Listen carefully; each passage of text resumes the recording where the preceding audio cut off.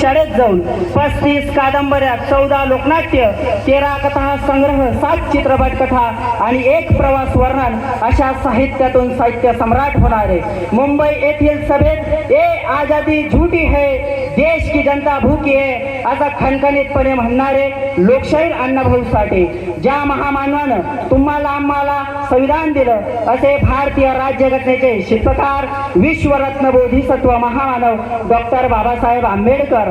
आणि आपण आज महर्षी वाल्मिकी ऋषी यांच्या जयंतीच्या निमित्तानं त्यांचा कार्याचा या ठिकाणी आढावा जाणून घेणार आहोत. मित्रांनो, महर्षी वाल्मिकी म्हणजे प्रभू श्रीरामचंद्रांसारखा आदर्शवान राजा ज्यांनी या देशाला दिला. प्रभू रामचंद्रांसारखा आदर्श राजांचं चरित्र तुमच्या आमच्या पर्यंत आजपर्यंत ज्यांनी पोहोचवलं ते म्हणजे महर्षी वाल्मिकी ऋषी. माणसाच्या आयुष्यामध्ये चुका होतात, चुकांमधून माणूस काही ना काही शिकत जातो, पण काही ना काही शिकत असताना आपण आपल्या प्रगतीचा उंचांक कसा गाठायचा, मित्रांनो, ते आजच्या जयंतीच्या निमित्तानं तुम्हाला आम्हाला या ठिकाणी घेऊन जायचं आहे. मित्रांनो, आयुष्यामध्ये चुका होतात, काहीतरी आपल्या हाताने अनर्थ घडतं, पण त्या चुकांमधूनही आपण आपल्या आयुष्यामध्ये नवक्रांतीचं स्फुरलिंग आपण पेटवू शकतो. तेच महर्षी वाल्मिकींनी तोच आपल्याला सल्ला आणि संदेश या ठिकाणी आपल्याला दिलेला आहे. मित्रांनो, महर्षी वाल्मिकींचं अगोदरचं नाव रत्नाकर होतं, तुम्हाला माहिती आहे. रत्नाकर नावाच्या डाकूने कित्येक माणसांचा, निस्मार्थ माणसांचा बळी घेतला, कित्येक निष्पास माणसांना त्यांनी कापून काढलं, पण आयुष्याच्या उत्तरार्धामध्ये त्यांनी त्यांच्या आयुष्यामध्ये खूप असं चांगलं काम केलं आणि प्रभू श्रीरामचंद्रांसारखा महान राजाचं चरित्र तुमच्या आमच्या समोर ठेवलं. म्हणून सोच बदलते ही अंतर मन में, सोच बदलते ही अंतर मन में युद्ध ठन जाता है, रत्नाकर जैसा डाकू भी महर्षि वाल्मीकि बन जाता है. सोच बदलते ही अंतर मन में युद्ध ठन जाता है, रत्नाकर जैसा डाकू भी महर्षि वाल्मीकि बन जाता है. चारों ओर डकैती थी, चारों ओर डकैती थी और चारों ओर नए पाप का सवेरा था. चारों ओर डकैती थी, चारों ओर पाप का सवेरा था, लेकिन जिंदगी में ठान लिया था कुछ अच्छा करने का, इसलिए महर्षि वाल्मीकि जैसा महापुरुष इस देश में हो गया. तर मित्रांनो, आयुष्यामध्ये होणाऱ्या चुकांवरती आपल्याला अंतरून घालून काही चांगलं या देशासाठी करायचं असेल, काही आपल्या राष्ट्रासाठी करायचं असेल, राज्यासाठी करायचं असेल, समाजासाठी करायचं असेल, तर तुम्हाला मागच्या गोष्टींचा विसर पडून तुम्हाला नवकार्यासाठी स्वतःला वाहून घ्यायचं असेल आणि हाच संदेश आजच्या दिनी, आज या जयंतीच्या माध्यमातून तुम्हाला आम्हाला घेऊन जायचा आहे. या ठिकाणी माझ्या कोळी समाजातील अनेक बांधव या ठिकाणी तालुक्यातून आलेले आहेत, समस्त जाती धर्मातून या ठिकाणी अनेक मान्यवर आलेले आहेत, अनेक बांधव आलेले आहेत. त्यांना सांगू इच्छितो, जयंत्या येत राहतील, पुण्यतिथ्या येत राहतील, पण तुमच्या आमच्या आयुष्यामध्ये जर परिवर्तन घडवू शकलो नाही तर महापुरुषांच्या जयंत्यांना ही देखील काही महत्त्व असणार नाही.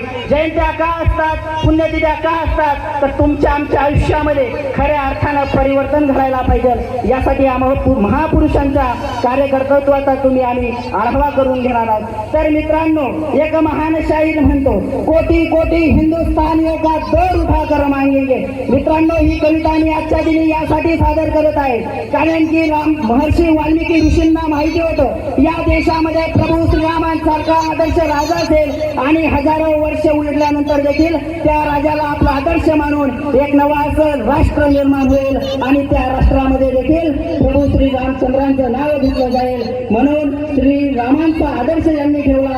अशा महर्षी वाल्मिकींच्या चरित्राचा आढावा घेत असताना कोटी कोटी हिंदुस्तानियों का दौर उठाकर मांगेंगे, सौगंध छत्रपति की खाते की भगवा ध्वज लहराएंगे, सौगंध छत्रपति की खाते की भगवा ध्वज लहराएंगे.